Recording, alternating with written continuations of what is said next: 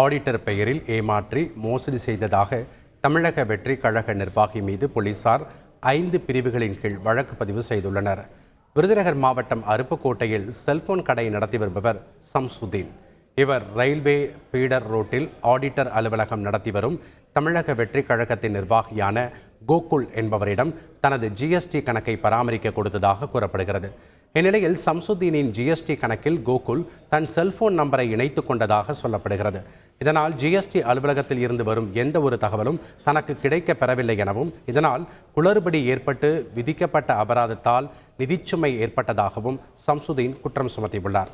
மேலும் தவறான தகவல்களை கணக்கு காட்டி ஏமாற்றிய கோகுல் ஒரு போலி ஆடிட்டர் என்பதை வணிக வரித்துறை மூலம் தெரிந்து கொண்டதாகவும் கூறிய சம்சுதீன் இதுகுறித்து போலீசில் புகார் அளித்த நிலையில் கோகுல் மீது 5 பிரிவுகளின் கீழ் வழக்கு பதிவு செய்யப்பட்டுள்ளது.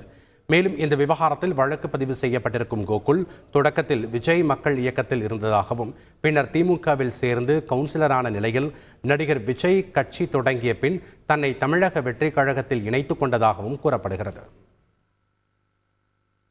ஒரு 5 வருஷத்துக்கு முன்னாடி ஜிஎஸ்டி வந்ததுலேருந்து கோகுல் என்ற நபர் நான் ஆடிட்டர் அப்படின்னு சொல்லி விசிட்டிங்காக கொடுத்து என் ஆடிட்டிங் பண்ணுங்க அப்படின்னு சொல்லி சொன்னாப்புல. ஜிஎஸ்டி போட்டது அவரோட மொபைல் நம்பர் கொடுத்துருந்தாரு. இதனால் எந்த ஒரு தகவலும் எங்களுக்கு ஜிஎஸ்டிலேருந்து வராமல் இருந்தது. கணக்கு வழக்கு போகாமல் அவர் தான் பார்த்துட்டு இருந்தார். மந்த்லி சேல்ஸ் பர்ச்சேஸ் எல்லாமே அவர் கரெக்டாக பில் கரெக்டாக கொடுத்தோம்.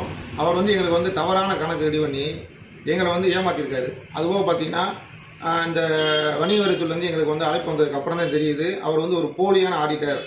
எங்களை முத்திரை மட்டும் ஏமாற்றி வரை மோசடி பண்ணியிருக்காருன்னு சொல்லி எங்களுக்கு அதிகமான நிதிச்சுமை ஏற்படுத்தி எங்களை அவர் லோக்கலில் பெரிய ஆளுன்னு சொல்லி எங்களை மிரட்டினார் கடையில் செய்திகளை உடனுக்குடன் தெரிந்து கொள்ள உடனே சப்ஸ்கிரைப் பண்ணுங்க.